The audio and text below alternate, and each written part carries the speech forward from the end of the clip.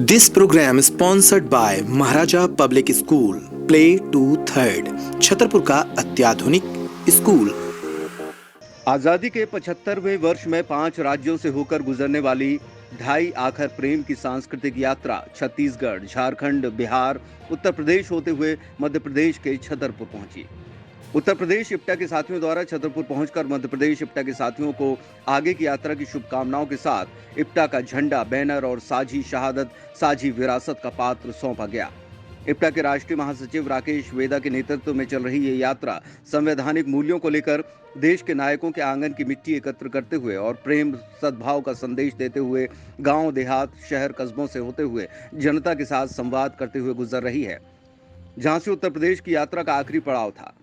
इप्टा छतरपुर के लिए उरई इप्टा के अध्यक्ष देवेंद्र शुक्ला, राज पप्पन और धर्मेंद्र कुमार को कमान सौंपी गई और उनके द्वारा 15 मई की शाम गांधी आश्रम में मध्य प्रदेश इप्टा के महासचिव के नेतृत्व में गांधी आश्रम की सचिव दमयंती पाणी, दिल्ली इप्टा के साथी रजनीश साहिल, छतरपुर इप्टा के नीरज खरे, प्रांजल पटेरिया, सर्वेश खरे, रवि अहिरवार, अवदीप सुहाने, अंकित मिश्रा, कृष्णकांत मिश्रा सहित अन्य साथियों की उपस्थिति में यात्रा के प्रतीक मिट्टी के पात्र, झंडा, बैनर हस्तांतरित किया गया। छतरपुर में सांस्कृतिक यात्रा की शुरुआत बुंदेलखंड का जलियांवाला बाग कहे जाने वाले चरण पादुका सिंहपुर से हुई। शहीद स्मारक पर माल्यार्पण कर कलाकारों ने जनगीत प्रस्तुत किए। इस अवसर पर स्वतंत्रता संग्राम सेनानी प्रेम नारायण मिश्र ने आजादी के आंदोलन में बुंदेलखंड के महत्व को रेखांकित करते हुए कहा कि आजादी के आंदोलन में चरण पादुका का विशेष स्थान है।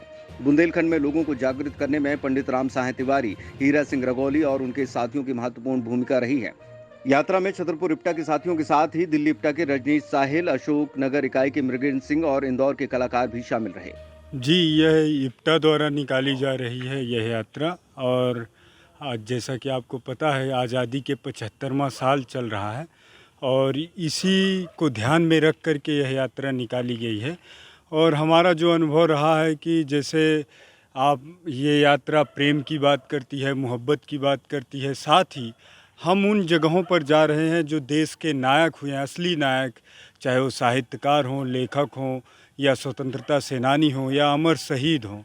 ये उनके आंगन की हम मिट्टी उठा रहे हैं ताकि हम उनके विचारों से जुड़ सकें और जनता को जोड़ सकें।